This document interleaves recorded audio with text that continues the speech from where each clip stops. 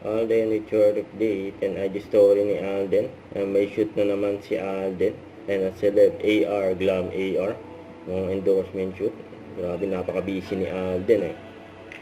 Sa ito pa, nag-taping din siya kahapon for Stars on the Floor. Eh, may bigay pa nga si Miss Mara Rivera kay Alden, no? Nag-use, number 1. Pati interview sa Casino Plus ni Alden. Ano talaga siya? Arena layout. So, andito yung audience. So parang arena talaga? Yes, kasi this is tagged as one of the biggest dance competition and celebrity dance showdown of 2025 for GMA. So, audience area yan. Pre, ito, kita natin yung LED wall. Actually, dyan lalabas yung mga... Gigante talaga.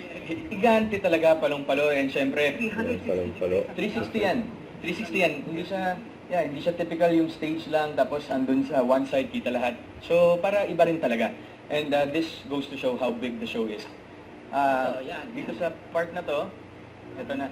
Parang may nararamdaman ako mag-judge dito. Meron tayong mga judges and Si we're Alden. calling them dance authority.